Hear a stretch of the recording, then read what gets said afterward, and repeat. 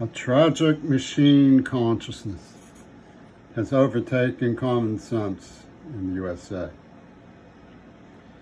The tawdry mind of Yoko Ono works with the British Army, who love to brag that they have thought of everything. In their plotting, they've boxed in Greta Thunberg with a blackmail.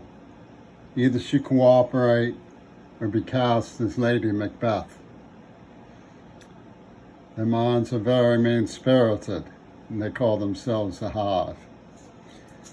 My mother called my father genial. He could be whimsical, and he was well liked at Pitt, in part because of the way he casually went about offering himself to their backblade. And when they dove, they marred his name with indelibles, as is their wont. Were he alive today, I would discuss with him a continuation of what we discussed before, that he so whimsically suggested I title a dissertation by the name of God, Guns, and Rock and Roll. I'm sure that we face a crisis of miseducation, not to explain how it comes to pass that D'Annunzio's Fayoum, the birthplace of fascism, is so often compared to Woodstock. This indicates a great deal about the pathways taken by rock and roll,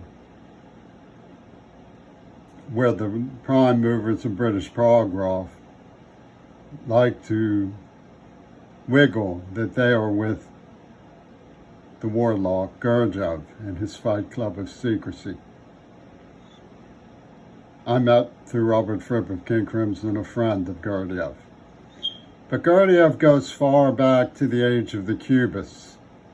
His disciple Ouspensky was known well to D'Annunzio.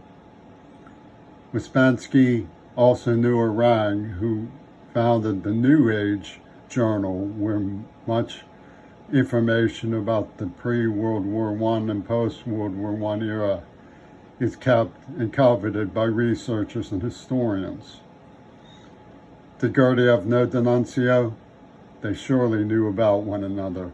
Diaghilev worked with Picasso, D'Annunzio, Prokofiev. Ouspensky was advising all of these men in the age when Disney knew Sergei Eisenstadt. It's not a paradox that today the Woodstock crowd embraces the Mysterians who murder for colorful participation in the way that we perceive the reality of tragedy to resonate and create a hive, an arc of colors, all planned by the exterminators from the past, the long invisible arm of the fourth wave from the era of the great dictators.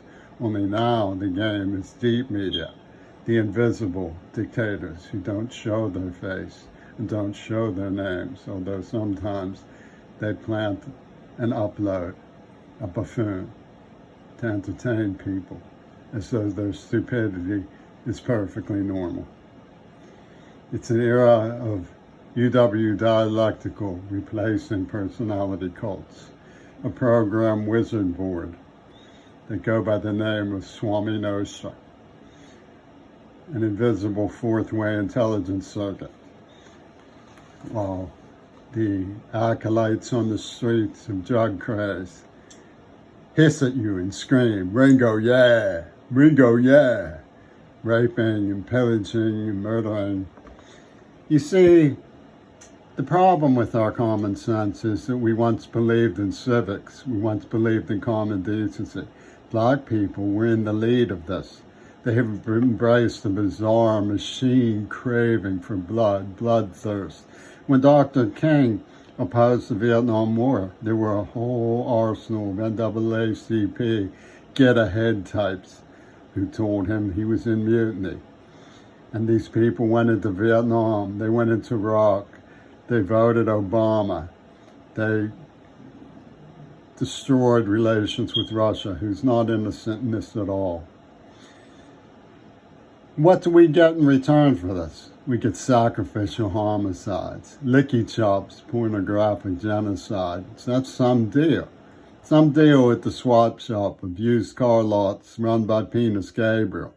That's some deal we get from listening to the street-savvy ways of the madams who, in their dementia, decide and decree what is what, who breaks into your vehicle, who accuses you, who backknifes you. I urge you to turn your back blades in and come back to reality. People are projecting a panorama of bloodshed that they ghoulishly think is equity.